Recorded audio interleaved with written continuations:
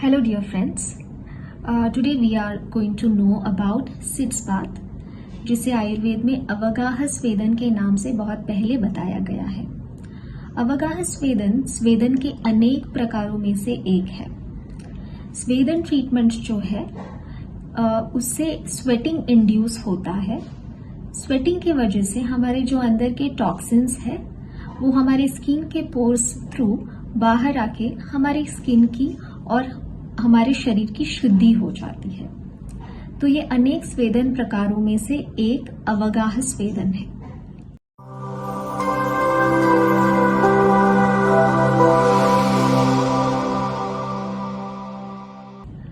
Seats bath या फिर अवगाह स्वेदन के आयुर्वेद में और मॉडर्न मेडिसिन में भी बहुत सारे बेनिफिट्स बताए गए हैं, लेकिन आयुर्वेद में इसमें जो हम द्रव्य या फिर मेडिकेशंस यूज करते हैं उसकी वजह से इसकी बेनिफिट्स बहुत ज्यादा बढ़ जाती है। तो फिर what exactly is sitz bath? Sitz bath is the procedure in which the patient is made to sit in a tub or a container filled with medicated decoctions or medicated water or medicated oils for a certain amount of time. And that is how the benefits are carried out from the oils or the decoctions which are absorbed through the body. The medicated oils or decoctions are kept at a certain continued maintained temperature. Now, what is the procedure for sits bath or avagaha swedan?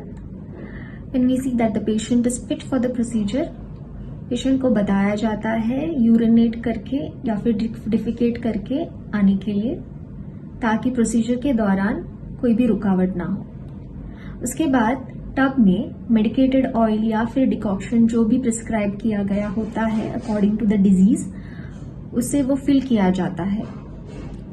Patient जब ready हो तो वो look warm solution में उसको बिठाया जाता है, उसकी नाभि तक वो सोल्यूशन रहना चाहिए। The procedure continues for 15 to 20 minutes with the same maintained temperature. The patient is advised to deeply breathe in and out during the procedure. After that, the patient is told to come out and lie down in supine position for some time, and then that's it. The procedure gets over.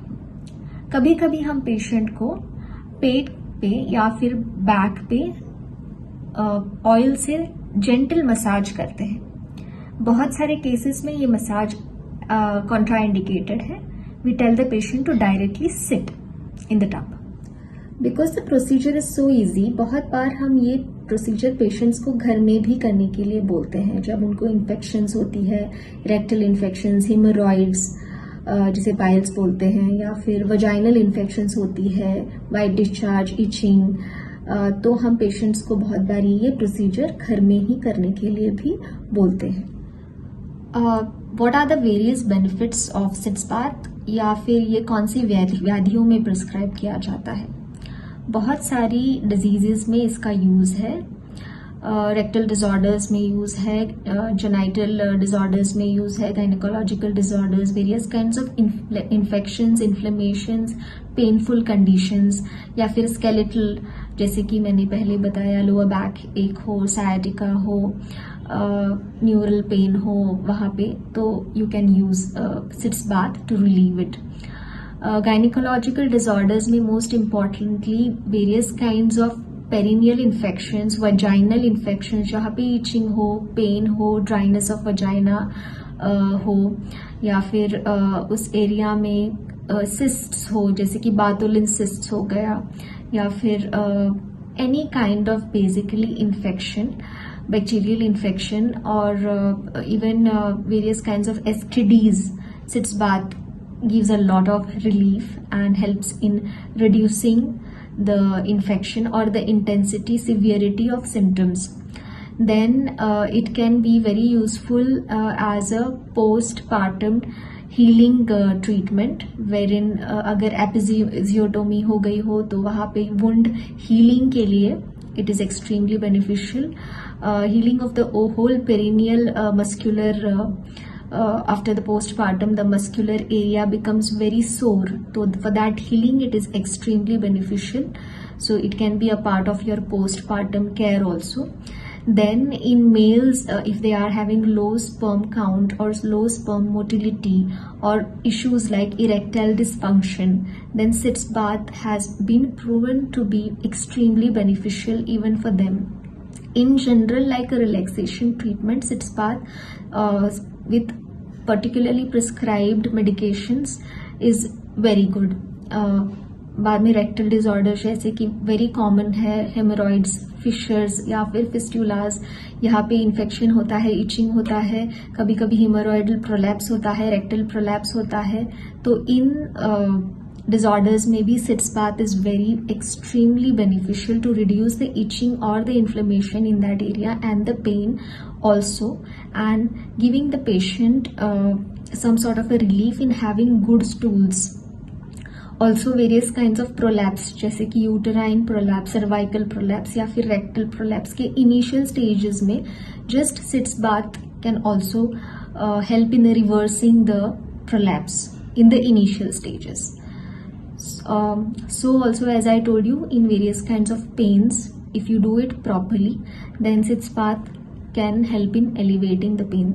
Also, in many cases of painful periods, dysmenorrhea जिसे बोलते हैं, वहाँ पे repetitive cycles में अगर आप intercycle sitz bath करते हैं on a regular basis, we have seen that there is a lot of reduction in the pain factor in the subsequent cycles. So yes, in painful periods also, or in reduced flow during periods also, sitz bath has proven to be extremely beneficial.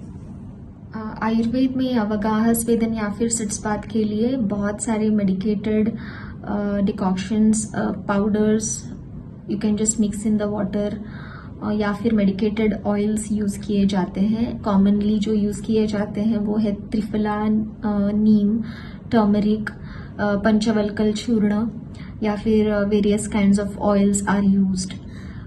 जैसे मैंने बताया कि patient को घर में ये medications हम दे देते हैं और उनको घर में भी ये यूज करने के लिए बोलते हैं. तो सिट्स बाथ का मेन मोड ऑफ एक्शन क्या है? एक तो जो मेडिकेशन यूज किया जाता है उसकी जो मेडिसिनल प्रॉपर्टीज या फिर एक्शंस हैं, जो कि एंटीसेप्टिक हो, एंटी माइक्रोबियल हो या फिर हीलिंग प्रॉपर्टीज है, उसकी वजह से बहुत सारे डिसऑर्डर्स में इन्फेक्शन कंट्रोल, इन्फ्लेमेशन कंट्रोल हो जाता है और हीलिंग प्रमोट हो जाता है उस पर्टिकुलर मस्कुलर या फिर स्किन एरिया का.